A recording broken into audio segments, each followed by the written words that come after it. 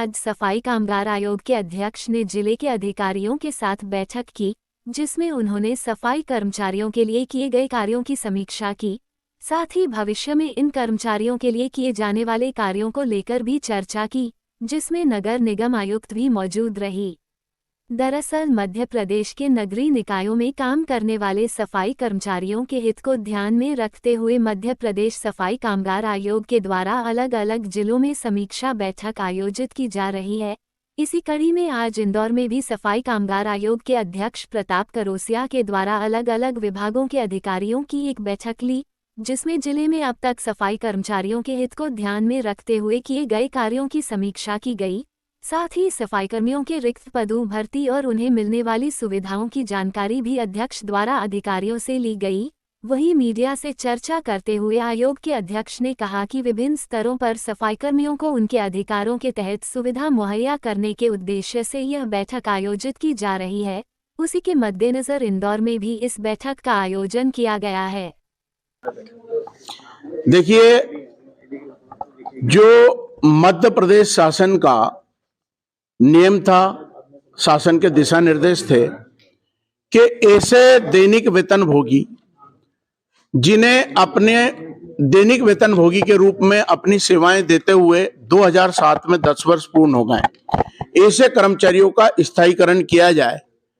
स्थायीकरण करने के बजाय 2270 लोगों को इंदौर नगर पालिका निगम ने विनियमित कर दिया, लेकिन उनका स्थायीकरण नहीं किया। तो उनकी वरीयता सूची के आधार पर जो लोग सीनियर हैं, पुराने हैं, वर्षों से काम कर रहे हैं, उनको जो नगर पालिका निगम में सफाई कामगारों के रिक्त पद हैं, उन पर 1 माह के भीतर उन्हें स्थायी करने के निर्देश हमने आज बैठक में दिए हैं और उसका 1 माह में परिपालन होके वो रिपोर्ट हमारे पास आएगी। दूसरा, 11 भवन सफाई कर्मचारियों के जो अनकम्प्लीट हैं, उन्हें 1 माह के भीतर उनको कंप्लीट करा के सफाई कामगार वर्ग के प्रतिनिधियों को सौंपेंगे, जो वहीं के पंचायत के लोग उनका संचालन संधारण करेंगे। ये निर्देश भी हमने दिए हैं। दूसरा, सर पे मेला ढोने की प्रथा में जो बेरोजगार हुए लोग, उन लोगों के रोजगार स्थापित करने के लिए एक सफाई कामगार अस्वच्छ धंधे से जुड़े होने के कारण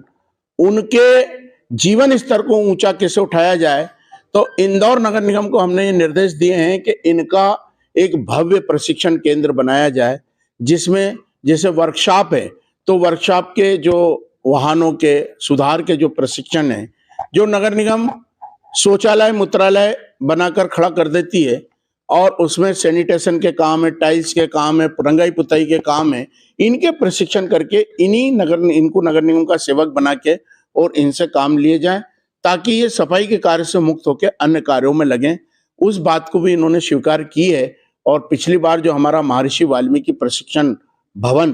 के निर्माण के निविदा आमंत्रित करके और वर्क ऑर्डर हो गए थे, वो भवन भी हमारा शीघ्र बन के और सफाई कामगार उसका लाभ लेंगे और अस्वच्छ धंधे से ऊपर उनका जीवन स्तर उठेगा। ये निर्देश भी हमने इंदौर नगर निगम को दिए हैं। इसी के साथ जो अनुकंपा नियुक्ति के लंबित प्रकरण हैं, उनको भी 1 माह के भीतर पूर्ण करके किया जाए। और बंद हमारे जो कर्मचारी हैं 230, जिन्हें आकारण बंद कर दिए हैं, जो अनुसूचित जाति अत्याचार निवारण अधिनियम के अंतर्गत आते हैं, उनको बगैर सुनवाई करके जो नगर निगम ने बंद किए हैं, ऐसे कर्मचारियों को हमने एक शिविर लगा के उनकी सुनवाई करके उन्हें तुरंत कार्य से बहाल करने के भी निर्देश दिए हैं। समय की भी बात की गई है, क्योंकि कर्मचारी सुबह से आते हैं शाम तक 6-7 बजे। ऐसा कोई कर्मचारी इंदौर नगर पालिका निगम में नहीं है जो 8 घंटे से अधिक वेतन ड्यूटी कर रहा हो, क्योंकि जब स्वच्छता सर्वेक्षण चलता है तो निश्चित हमारे जो अधिकारी हैं ये जरूर 12-12, 13-13 घंटे काम करते हैं, लेकिन सफाई कामगार 8 घंटे से अधिक अगर सफाई कामगार से काम अगर नगर पालिका लेती है और ऐसा कर्मचारी हमें कोई शिकायत करता है कि हमने 12 घंटे काम किया, 8 घंटे काम किया है, तो हम उसका ओवर जो पेमेंट है वो भी नगर निगम से दिलवाएंगे। लेकिन कहीं भी मध्य प्रदेश में ऐसा संज्ञान में नहीं आया कि कर्मचारी से 12-13 घंटे काम लिया जा रहा है। देखिए, यहाँ पर आज प्रताप करोसिया जी जो हमारे सफाई कर्मचारी आयोग के अध्यक्ष हैं, उनकी अध्यक्षता में इस बैठक का पूरा संचालन हुआ और इसमें एक पॉइंट जो आउटसोर्स के संबंध में था उसमें ये स्पष्ट करना चाहूँगी, मैंने यहाँ पर भी अवगत कराया कि इसमें शासन के निर्देश हैं कि अपने को जब स्वीकृत पद मिलते हैं तो उन पदों के विरुद्ध हमको नियुक्ति और ये सारी चीज़ करनी होती है। इस संबंध में हम लोगों ने ऑलरेडी शासन को पूर्व में भी पत्राचार उनके साथ किया है। आज भी पुनः उसकी कॉपी हम लोग जो अध्यक्ष महोदय हैं उनको भी उपलब्ध करवा रहे हैं ताकि वो अपने स्तर पे भी इस बात को टेकअप करेंगे। ठीक है, थैंक यू।